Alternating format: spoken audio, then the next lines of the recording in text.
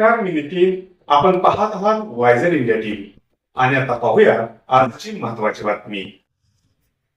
आता आपापसात संघर्ष न करता एकमेकाला सहकार्य करून सहकार टिकवूया आणि प्रचंड मतांनी सहकार पॅनल यशवंतराव मोहिते कृष्णा सहकारी साखर कारखाना निवडणुकीत निवडून देऊया असे आवाहन रयत संघटनेचे नेते ॲडव्होकेट उदयसिंह पाटील उंडारकर यांनी कार्वे येथील जाहीर सभेत केले.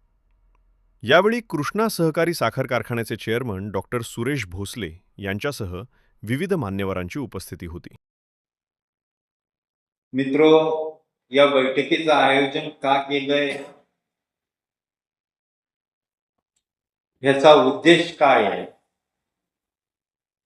हा माझ्या आधीच्या वक्त्यांनी अत्यंत चांगल्या पद्धतीने आपल्या समोर ठेवलेला आहे. कारण ज्यावेळी आपण या निवडणुकीमध्ये आपली भूमिका काय असावी त्याच्यावरती विचारविनिमय करण्यासाठी आपण कराड तालुक्यातील सर्व रयत संघटनेतील प्रमुख कार्यकर्त्यांची पदाधिकाऱ्यांची आपण एक कोयना संघावरती बैठक घेतली होती. त्यावेळी अनेक गोष्टींचा उहापोह त्या ठिकाणी झाला आणि मग सहकाराच्या निवडणुकीमध्ये भविष्यामध्ये रयत संघटना आणि कृष्णा उद्योग समूह म्हणजे काकांनी आणि आप्पांनी 30-35 वर्ष या कराड तालुक्यामध्ये सहकाराचं जे कामकाज केलं आणि त्या सहकारामध्ये आपण जर का आता आपल्याला जर का काम करायचं असेल तर या बदलत्या परिस्थितीमध्ये स्पर्धेच्या युगामध्ये आपण एकत्र येण्याशिवाय दुसरा पर्याय आपल्याला दिसत नाही. ही भूमिका सर्व सहकार्यांनी त्यावेळी बाबा आपल्यासमोर मांडली आणि यात मला काय मिळते किंवा बाबांना काय मिळणार आहे ही भूमिका फारशी महत्वाची नाहीये. कारण शेवटी पश्चिम महाराष्ट्रामधल्या कार्यकर्त्याची ओळख आहे ती सहकाराची ओळख आहे आणि हा सहकार जर का अबाधित राहिला तरच तुम्हाला आम्हाला समाजामध्ये पुन्हा एकदा मान मराठा प्रतिष्ठा मिळणार आहे. कारण शेवटी दूध संघ असतील, खरेदी विक्री संघ असतील, बँका असतील, पतसंस्था असतील, साखर कारखानदारी असतील, सूतगिरण्या असतील, ह्या सर्व ज्या व्यवस्था आपल्या पूर्वजांनी उभ्या केल्या त्या समाजाच्या प्रपंचाशी निगडीत असणार आहेत आणि या स्पर्धेच्या युगामध्ये ज्यावेळी आपण कॉर्पोरेट सेक्टर बरोबर स्पर्धा करू इच्छितो त्यावेळी आपल्याला आपल्या बरोबर काम करणाऱ्या प्रत्येक घटकाला बरोबर घेऊन यामध्ये काम करावं लागणार आहे. कारण बाबांनी सांगितलं की अमेरिकेमध्ये कॉर्पोरेट सेक्टर मोठे का झाले आणि ते जगावरती राज्य का करू लागले तर त्यांनी आपसापसातली स्पर्धा संपवून सहकार्याची भूमिका घेतली. आज तुम्ही बारकाईनं बघा, ज्या अमेरिकन MNC कंपन्या आहेत, बहुराष्ट्रीय कंपन्या आहेत, त्यांची स्वतःची मॅन्युफॅक्चरिंग कंपनी फॅक्टरी कुठेही बाबा नाही. आज ते वेंडरकडनं माल घेतात आणि स्वतःच ब्रँडिंग करून जगामध्ये माल विकतात आणि आज आपण त्यांचं ब्रँडिंग आपण करतोय. ही परिस्थिती कुठेतरी बदलली पाहिजे आणि ती बदलवण्याची क्षमता ही फक्त सहकारामध्ये आहे. कारण आपल्याकडे कोण पिढीच्या श्रीमंत नाहीये किंवा उद्योगपती नाहीये, आपण सर्वसामान्य माणसं आणि मग कोट्यावधी इंडस्ट्री उभी करायची असेल तर सगळ्यांनी एकत्र येणं गरजेचं आहे. आणि याच उद्देशानं ज्यावेळी बाबांनी हा प्रस्ताव मांडला त्यावेळी मी फक्त एकच सूचक त्यावेळी बोललो होतो बाबा तुम्ही जे म्हणताय ते मलाही या घटकेला कळतंय, कारण परिस्थिती तेवढी विदारक बनत चालले, विषमता तेवढी जाणवते. पण शेवटी मला हा विषय माझ्या कार्यकर्त्यांच्या समोर ठेवून त्यांची मतं आजमून आपण या विषयाला चालना देण्याचा प्रयत्न करावा. बाबांनी ते मान्य केलं. शेवटी आपण जे करतोय ते आपल्या सहकार्यांसाठी करतोय. काकांनी किंवा भाऊनी उभ्या केलेल्या संस्था या शेवटी पदाधिकाऱ्यांच्या आणि कार्यकर्त्यांच्या मालकीच्या आहेत. आपण फक्त ते लीड ऑफ करतो. त्या ठिकाणी काही वेगळं घडू नये यासाठी फक्त आपण पॉलिसी मॅटरवरती काम करतोय. आपण त्यांच्याशी बोलूनच हा निर्णय करूया, ही त्यावेळची त्यांची सकारात्मक भूमिका होती. कारण शेवटी जरी आज ते वेगळ्या पक्षीय राजकारणामध्ये असले आणि शेवटी हे आम्ही दोघंही एक महायुती म्हणून एकाच ठिकाणी काम करतो. पक्षीय भूमिका त्यावेळी आपण पक्षामध्ये मांडू, पण आज सहकार वाचवणं किंवा सहकारामधल्या संस्था सक्षम करणं ही काळाची गरज आहे. कारण मगाशी बाबांनी सांगितले की साखर संघानं सरकारला एक डिमांड केली की आम्हाला 500 रुपये टनाला अनुदान देणं गरजेचं आहे. कारण तुम्ही बारकाईने रफली विचार करा, आज साखर कारखान्याचं टेंडर हे 3800च्या वरती आज जात नाहीये. हे वास्तव आहे. आणि कारखान्यांनी 35 रुपये उसाला भाव दिलाय. आज 1000 रुपयाच्या खाली तोडणी वाहतूक नाहीये. पोत्या मागे 200 रुपये व्याज आणि ऍडमिनिस्ट्रेशनचा खर्च आहे. हे जर का सगळं बघितलं तर 3900 रुपयाच्या आपलं 4900 रुपयाच्या आसपास हा सगळा खर्च आपल्याला दिसतोय. आज सुद्धा कारखान्यांनी या सर्व गोष्टी पेलल्यात, त्या फक्त बँकांच्या आधारावर, आणि त्या सुद्धा सहकारी आहेत म्हणून. शेवटी कारखान्यांना सुद्धा ही रक्कम आज ना उद्या परत करायची, पण आपल्या भागातील शेतकरी सभासद टिकला पाहिजे यासाठी सगळ्या कारखान्यांनी ही जबाबदारी आज स्वीकारली. आणि मग संघर्षात्मक भूमिका ठेवून राजकीय आपण जर का या ठिकाणी कामकाज करू लागलो तर या सहकारी संस्थेमध्ये अडचणी निर्माण होऊ शकतात. आणि त्या टाळण्यासाठी आज काकांनी किंवा आप्पांनी जे काही रस्ते आखून दिले त्याच्यावरती चालण्याचा प्रयत्न आम्ही करतो. मला हे माहिती आहे की प्रत्येक गावामध्ये राजकीय प्रवाह वेगवेगळे असतात आणि ते प्रत्येक ठिकाणी राहणार आहे. कारण जितक्या व्यक्ती जितक्या प्रकृती असतात आणि तितके विचार असतात.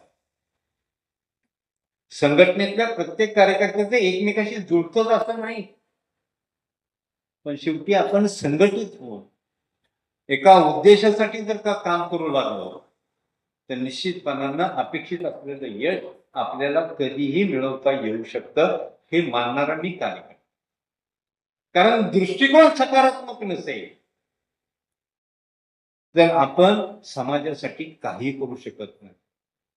प्रत्येक वेळी विरोधासाठी विरोध हे करणं हे समाजाच्या हिताचं होत. ठीक आहे, संघर्ष जरूर तुम्ही वाईट गोष्टीसाठी पराकुटीचा संघर्ष करा, पण ज्यावेळी समाजावरती त्याचा घाला होणार असेल तर कुठेतरी तुम्ही एकमेकांचं सहकार्याची भूमिका ठेवून काम करण्याचं काम. म्हणून माझी तुम्हा सर्व कार्यकर्त्यांना एकच विनंती आहे की काकांनी जी अलिखित संघटना उभी केली, रयत संघटना, शेवटी मी पदाधिकारी म्हणून काम करतोय, तुमचा नेता म्हणून माहिती, पण मला जे दिसतंय काकांच्या व्हिजननं जे दिसतंय ते भविष्यामध्ये आपल्याला सहकार सक्षम केल्याशिवाय कराड पद्धतीमध्ये आपल्याला काम करता येणं शक्य नाही. कारण शेवटी पदाधिकाऱ्यांना त्यांचे मान प्राप्त करून द्यायचे असतील, त्यांना प्रतिष्ठा प्राप्त करून द्यायची असतील तर या सहकारी संस्था जिवंत राहणं ही काळाची गरज आहे. कारण काका भाऊ आपलं बापूंच्या आप्पांच्या बरोबरची पिढी आता संपत चालली आहे. बाबांबरोबरच्या पिढीनं सुद्धा त्यांच्या ठराविक लिमिट पर्यंत आता काम ती करते. नजीकच्या काळामध्ये तीही थांबणार आहे. पण बाबा आमच्या बरोबर काम करणाऱ्या कार्यकर्त्यांना जर का प्रतिष्ठा द्यायची असेल तर या सहकारी संस्था ह्या सक्षमपणे चालल्याच पाहिजे, ही प्रत्येकाची जबाबदारी आहे. आणि त्या उद्देशाने मी तुम्हाला सांगतो की तुम्हा आम्हाला जर का या समाजामध्ये समाजातील प्रत्येक घटकाला जर का न्याय द्यायचा असेल तर कुठंतरी मिळतो जुळता आपण घेणं काळाची गरज आहे. कारण 21 तारखेला नुसतं यशवंतराव मोहिते कृष्णा सहकारी कारखान्याची निवडणूक नाहीये, ती या तालुक्यातल्या सहकारामध्ये काम करणाऱ्या कार्यकर्त्यांची ही एक पुढची भविष्यातली नांदी आहे. सहकार्यानं आपण काय घडवू शकतो हे दाखवून देण्याची ती एक आपल्याला संधी प्राप्त आपण करून घेतो. म्हणून माझी तुम्हा सर्वांना विनंती आहे की संघटनेतल्या कार्यकर्त्यांनी फार काही तुम्ही जबाबदारी घेऊ नका. जे तुमचे आहे, जे तुमच्या विचाराचे एकनिष्ठ आहे, त्यांना फक्त तुम्ही या सहकार पॅनेलला मतदान करायला प्रवृत्त करा. कारण अनेक वेळा आपण काम केलं, रस्ता मिळलेला फक्त काही काळासाठी आपण त्या रस्त्यावरती नव्हतो, पण पुन्हा एकदा आपल्याला ती वाट चोखळावी लागेल.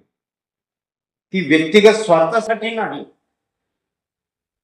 या कराड तालुक्यातल्या सहकारी संस्था ह्या सक्षम ठेवण्यासाठी. कारण तुम्ही सर्वजण जर का एकत्र आलात तर मला खात्री आहे बाबा की कराड तालुक्यामध्ये असं फरक काही घडू शकतो. सर्वांना त्यांची सन्मानाची भूमिका पार पाडता येऊ शकेल. म्हणून माझी तुम्हाला फिरून विनंती आहे की तुम्ही उद्याच्या 21 तारखेला अत्यंत जागरूकतेने काम करा. मतदार हा मतकेंद्रापर्यंत गेला पाहिजे आणि त्यांनी सहकार पॅनलला मतदान केलं पाहिजे, ही भूमिका तुम्हाला आता वठवावी लागेल. कारण शेवटी हे आपण जे करतोय ते भविष्यातल्या पिढीसाठी करतोय. आज जरी मला वाटलं की यामध्ये मला काहीतरी मागं पुढं सरकायला लागतंय, पण ते भविष्यातल्या पिढीकडे बघून आपल्याला करावं लागतं. कारण प्रत्येक वेळी संघर्ष करून यश प्राप्त होतं असं नाही. काही वेळा सहकार्याची भूमिका घेऊन सुद्धा आपल्याला यश प्राप्त करता येऊ शकतं. तीच भूमिका आपण घ्यावी एवढीच या कार्यक्रमाच्या निमित्ताने विनंती करतो.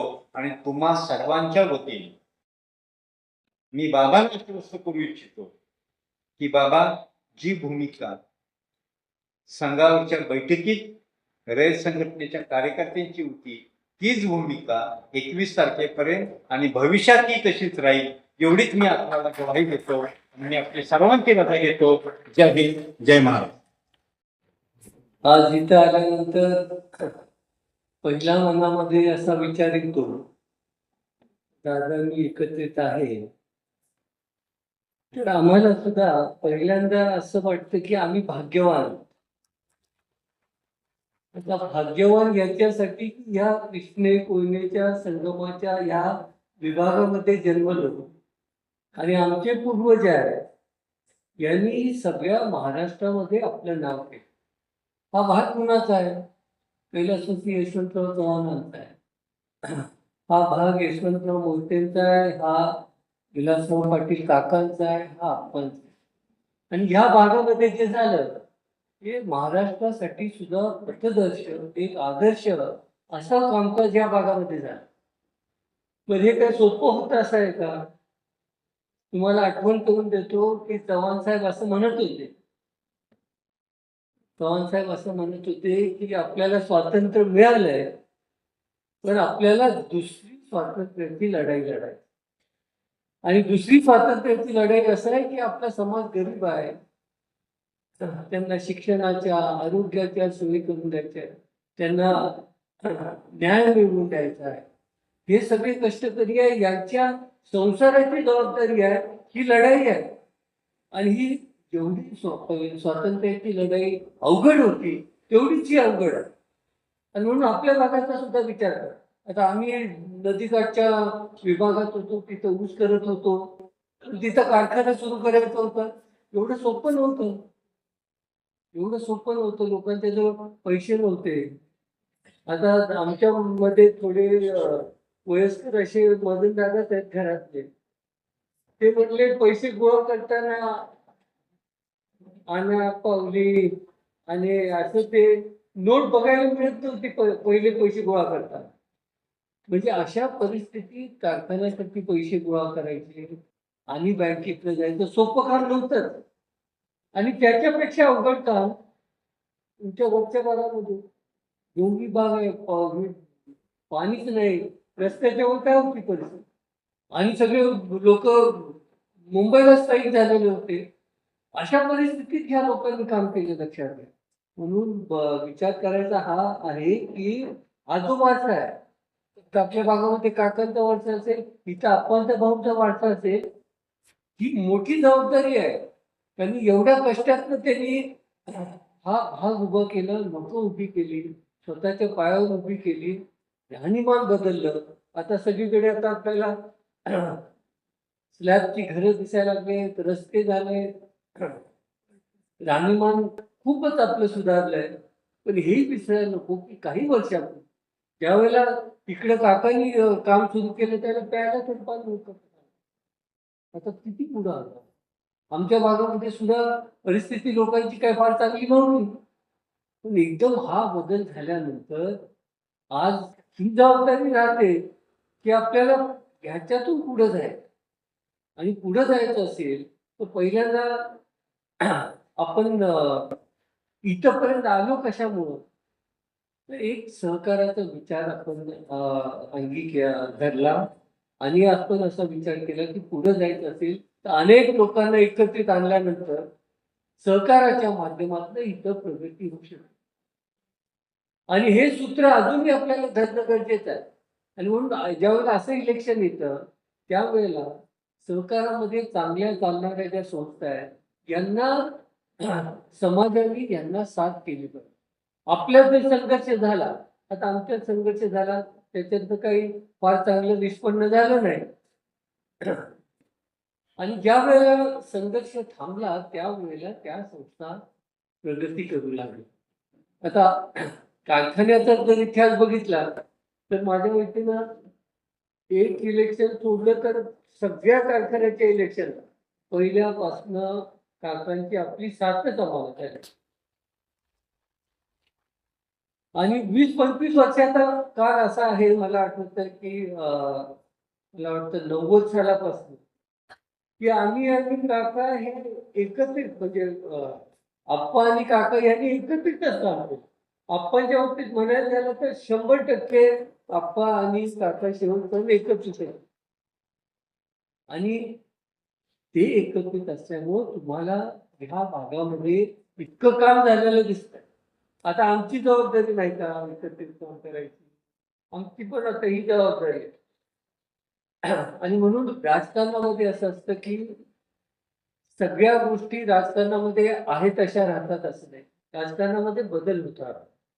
पण आपण विचारायला एकत्रित असलो तर आज न उद्या परत ही संधी येते की आम्ही एकत्रित येतो. आणि आज अशी संधी आलेली आहे. आणि मग तुम्हाला सुरुवातीला सांगतो की ज्या अपेक्षा तुम्ही काही बोलून दाखवल्या त्याचा पुन्हा एकदा पुनरुच्चार करतो. पण एक सांगतो की हे सगळं तुम्हाला जे वाटतंय ना साध्य व्हायला पाहिजे, ते 100% साध्य होणार आहे. सगळ्या बाबतीत, राजकीय बाबतीतही आणि सहकाराच्या बाबतीतही. उद्या सहकाराच्या ज्या इलेक्शन आहेत, बँकेचं इलेक्शन असेल, उद्या बाजार समितीचं इलेक्शन असेल, सगळं तुम्हाला पाहिजे तसं सहकार्य आमच्याकडनं होणार आहे. आणि नेहमी मी सगळ्यांना सांगतो राजकारणापुरतं तर आम्ही काही बोलत नाही किंवा इलेक्शन पुरतं बोलत नाही. ही तडजोड नाही लक्षात घ्या. तडजोड राजकारणामध्ये करतात. पण एकत्रित ज्यावेळेला आपण येतो त्यावेळेला ह्या भागाचा विकास होणार आहे आणि या पुढच्या इलेक्शन पर्यंत बरेच बदल होणार आहेत. तर ते मी सांगितले दादांना माहिती आहे काय होणार आहे आणि चित्रपट सुद्धा आम्हालाच माहिती दिसतं. आणि सगळ्यात ही मोठी उपलब्धी आहे. आता हे इलेक्शन होत असताना फक्त ह्याची पार्श्वभूमी सुद्धा सांगतो की 2010 साली त्यावेळेला इलेक्शन आलं आणि हे आत्ताची जी मंडळी सत्तेवर आली त्यावेळेला काकांनी आपण सांगितलं घरी आले होते म्हटले की डॉक्टर साहेबांना सांगा पॅनल उभं केलं पाहिजे. आता आम्ही त्यावेळेला सांगतो 2005 ला अपयश आल्यानंतर मी असा विचार केला होता की आता ह्या संघर्षामध्ये आणि ह्या राजकारणाच्या भानगडीत आपण पडायचं नाही असा विचार केला. आणि 2007 साली आम्ही म्हणून जेवण शुगरची निर्मिती केली. म्हटलं आता आपलाच कारखाना काढूया. आमच्याच कार्यकर्त्यांनी ते करण्यामध्ये मदत केली आणि म्हणून 2000 साली इलेक्शन करायचं नाही असं माझ्या त्याच्यात मनात होतं. आणि मनोमिलन पण पतंगराव साहेबांनी केलेलं सगळं म्हटलं चालू दे त्यांना. पण त्यावेळेला जो अपघात झाला आणि हे जे सत्तेवर बसले ते कुणाच्या कृपेनं सत्तेवर बसले 100% काकांच्या कृपेनं हे सत्तेवर बसले. यांची काय संघटना होती तर यांची काय माहिती होती सगळे नवीन होते काहीही माहिती नव्हतं. आणि एवढी मोठी सत्ता मिळाल्यानंतर एक जबाबदारी राहतो ना. मला कुणी तिथं बसवलंय कसं काम केलं पाहिजे आता याचं भान त्यांना राहिलं नाही. झालं काय खरं म्हणजे याच्यात याचं भान राहिलं नाही.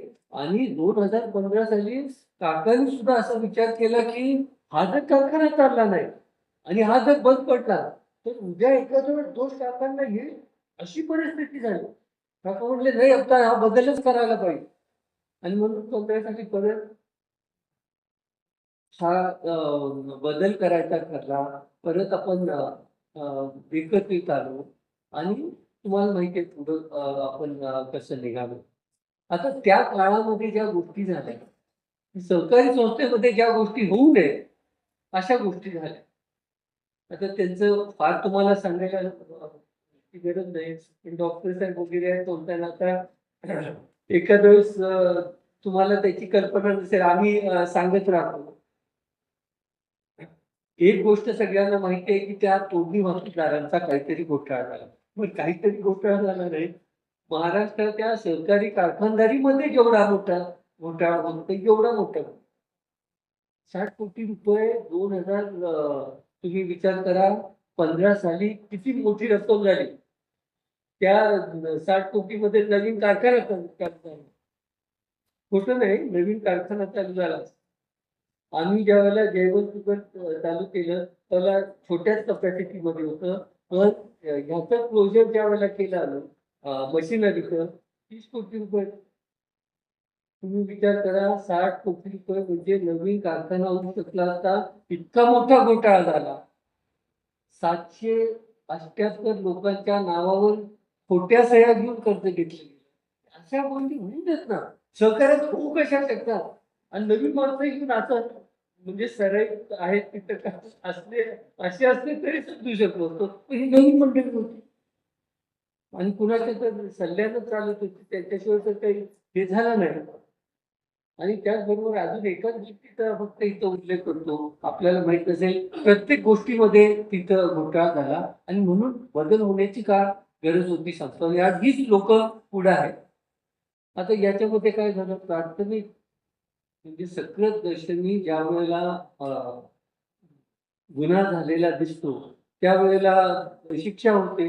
पहिली शिक्षा झाली सगळ्यांना हे पण आम्हाला तरी पण असं आहे की संचालक मंडळ चेअरमन एवढ्या मोठ्या कारखान्याचे चेअरमन यांना जर तुरुंगात जायला लागलं असतं तर मग कृष्णेचं नावच सगळं ज्या राज्यामधलं नाव खराब झालं.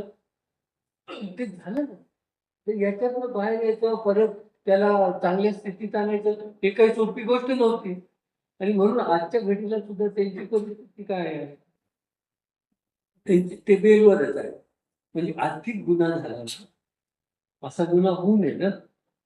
आणि दुसरी गोष्ट अशी झाली आहे की ज्या गोष्टी केल्या त्या दादांनाही माहिती नसेल एखादं, त्या गोष्टीचा उल्लेख करतो त्यांच्याकडनं आर्थिक काय गैरव्यवहार झाला. सरकारी संस्थेमध्ये तर अशा गोष्टी झाल्या तर सरकारी संस्था टिकणार नाही. तर आर्थिक गुन्हा जो झाला त्याच्या त्यांनी एक असं केलं की आज आमच्या कारखान्यामध्ये आपली कपॅसिटी 12,000 टन आहे. आपल्याकडे कामगार आहेत 14,000. त्यांची त्यावेळेला कपॅसिटी होती 7,200. कामगार नेमले 3,000. आता 3,200 कामगार कसे काय नेमू शकतात? मग आम्ही आल्याने बघितलं रेकॉर्ड काय आहे, तर 1,400 कामगारांचं रेकॉर्डच नाही. आता रेकॉर्डच नाही म्हणजे मस्टर असते. आपण घरात गटी ठेवलं तरी आपण हिशेब ठेवतो, तरी काही ठेवलं नाही. आणि ऑडिटरच्या म्हणला ऑडिटरचा रिपोर्ट काढा. तो ऑडिटरनी रिपोर्टमध्ये म्हटले की हे मस्टर बघायला मिळालं नाही. कुणाला कॉन्ट्रॅक्टर घेतलं, कॉन्ट्रॅक्टरचं नाव माहित नाही, कुणाला पैसे दिले कामगारांना हे माहिती नाही. म्हणजे आज गांभीर्य एवढ्यासाठी सांगतो की ही लोक जे पुढं आहेत ते असंच इलेक्शन असतं तर काही हरकत नाही करायला. पण हे यांचं म्हणजे आर्थिकदृष्ट्या गुन्हा करायचं हे चुकून झालं नाही, जाणून बुजून केलेलं. आणि पैसे किती गेले माहिती आहेत का? महिन्याला 50 लाख रुपये ह्या कामगारांना देत होते की ज्याचं रेकॉर्ड नाही. त्याला 3 वर्षात 24 कोटी रुपये नाही. 24 कोटी रुपये गेलो ज्याचा आजही रेकॉर्ड. अशी ती म्हणजे मानसिक पद्धतच अशी होती की याच्यात तर काही मिळवायचं आहे आपल्याला. माझ्या व्यक्तीने हे जर विचार केला तर ही आमच्या कारखान्यात चोरीच झाली नाही. 24 कोटी रुपये दिले गेले. आणि म्हणून ती आमची परिस्थिती झाली की चालवायला ज्यावेळेला आम्ही आलो त्यावेळेला चालवायला पैसेच नव्हते आमचे. कामगाराला द्यायला पैसे नव्हते, व्यापाऱ्याला द्यायला पैसे नव्हते, बँकेचे हप्ते भरायला पैसे नव्हते, तोंडी वाहतूकदारांना द्यायला पैसे नव्हते. अशा परिस्थितीत आपण आलो. आणि असं असताना इथनं पुढे जायचं एवढं सोपं नव्हतं. आम्ही व्यापाऱ्यांना सांगितलं आमच्याकडे पैसे नाहीत, तुम्ही आम्हाला माल द्या, तुम्ही आम्हाला पीपी कार्ड द्या, तुम्ही सल्फर द्या, लाईन द्या, लुब्रिकंट द्या, ऑफ सीझन तर ज्या ज्या गोष्टी लागतात या व्यापाऱ्यांच्याकडनं उधार घेतो आणि कारखान्यात.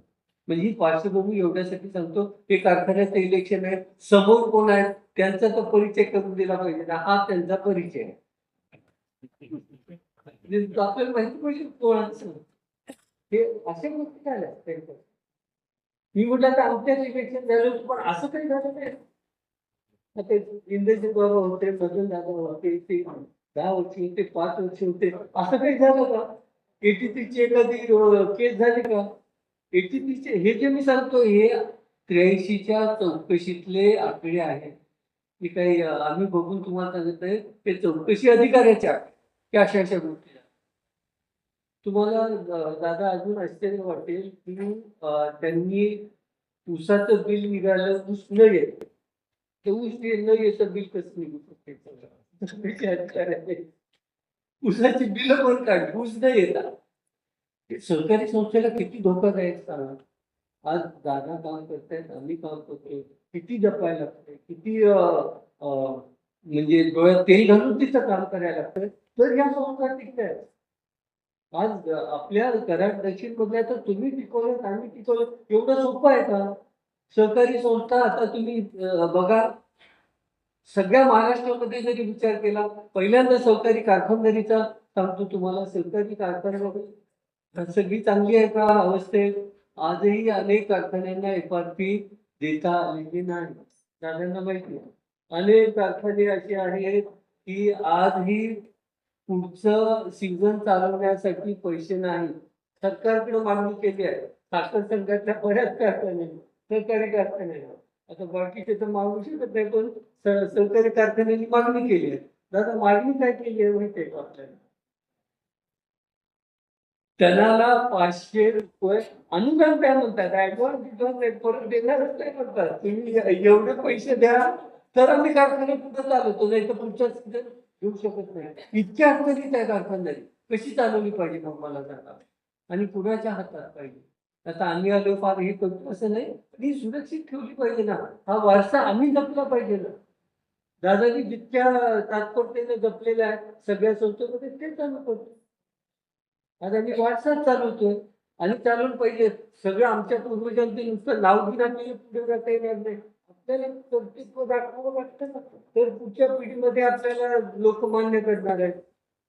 आणि त्या टेस्ट मध्ये आता दादा तर गेलेले आहेत. आता आमच्या इकडे आहे. काय बोलायचं काम नाही. कारण राजकारणामध्ये आता मी तर राजकारणामध्ये नाही आहे, पण दादा आहे. आणि जे सगळं तुम्हाला पुन्हा सांगतो, जे साध्य करायचं होतं 100% आम्ही साध्य करणार. तुम्हाला उज्ज्वल भविष्य आहे, सगळ्यांनाच आहे. आणि आता सगळं फार जास्त स्पष्ट आपल्याला नाही का. आणि हे एकाच गोष्टीसाठी आहे की जे काकांनी जपलं. शेवटी माणसं उभा करणं सोपं नाही ना. काकांच्या गुणामध्ये सगळ्यात दुसरं काय होतं की माणसं उभी केली, म्हणजे विचारांना उभी केली. ते सोपं नाही ना. आज एवढे कार्यकर्ते आहेत, सगळे काकांच्या पाठीमागं तुम्ही सांभाळू शकला. 14 महिने झाला का ते? त्या विचारांना तुम्ही सांभाळू शकला. आज लोकांनी आपल्याला मान्य केलेलं आहे. हे सगळ्यात महत्वाचं. काका म्हणायचं माझ्या पाठीमागं सुद्धा शेवटी जनतेने मान्य करायला पाहिजे ना. त्याच्यामध्ये तुम्ही यशस्वी झाला आहे आणि आता त्याच्या पुढे निघालेलं आहे. म्हणून आपल्याला एकत्रित जाताना मला सांगतो सगळ्या जगामध्ये ज्यावेळेला आपल्याला पुढे जायचं असतंय त्यावेळेला आपण संघर्षातनं पुढे जातो. आपण सहकार्यातनं पुढे जातो. अमेरिकेमध्ये मोठे मोठे उद्योग होते, त्यांचं कॉम्पिटिशन व्हायची, स्पर्धा व्हायची. आणि स्पर्धेच्या एक वेळ अशी व्हायची की ते ठरवायचे आता या स्पर्धेमध्ये आपण अजून किती हे करायचं. त्यावेळेला ते एकत्रित यायचे. आणि म्हणून हे कॉर्पोरेशन मोठे झाले. या कंपन्या मोठ्या झाल्या, त्या सहकार्यातनं झाल्या, संघर्षातनं नाही झाल्या. आणि ते सूत्र आता आम्ही घेतलं. सहकार्यातनं पुढे जायचं सगळ्या बाबतीमध्ये सहकार्य. आणि आता सांगायला नको, आता आमचा शब्द आहे त्याकडून 100% आणि त्याचे बोलतो ते आतापर्यंत आयुष्यामध्ये असं झालं नाही की एखादी गोष्ट सांगितली आणि परत आपण केली नाही. आता मनोमिलन केलं तर उभा राहायचं. सगळे सांगत असतात सुद्धा एकच गोष्ट होती, शब्द आपल्याला पाळायचा होता. उद्या असं कोणी म्हणालं होतं की सत्तेसाठी बघा त्यांनी लगेच बदल केला आणि लागलं पॅनल उभं केलं. असं केलं नाही. आणि तेच आहे आम्ही आता एकत्रित आहोत. आता पुढची 20-25 वर्ष त्याच्या पुढच्या पिढीत आता जागायचं. आम्ही काय करतो 20-25 वर्ष राहिलो. आता ही पुढची दादांच्या बरोबर 20-25 वर्ष आपल्याला एकत्रित काम करायचं. ते करूया. ह्याच्यापेक्षा जास्त वेळ घेत नाही. आणि एकत्रित राहिलो तर आता या इलेक्शनच्या बाबतीत एकच गोष्टीची अडचण. आता याच्या अगोदर आपण आणि म्हणजे काकांच्या आप्पांचे कार्यकर्त्यांनी एकत्रित काम केलं. त्याच्यामुळे एकत्रित येण्याबद्दल आणि इगो असल्याबद्दल फारशी अडचण नाही. अडचण काय आहे की तुम्ही सामील झाल्यानंतर आमचे कार्यकर्ते सगळे झाले गेले. आता काय आता इलेक्शन काय आता यांना टकलून परत काम करायला नको बाकी. ते आता निवांत झाले. आता काय झाले सगळ्यात. पण दादानी म्हणून सांगितलं की मतदारापर्यंत पोचलं पाहिजे, हाऊस टू हाऊस फिरलं पाहिजे, नाहीतर टक्केवारी घटेल.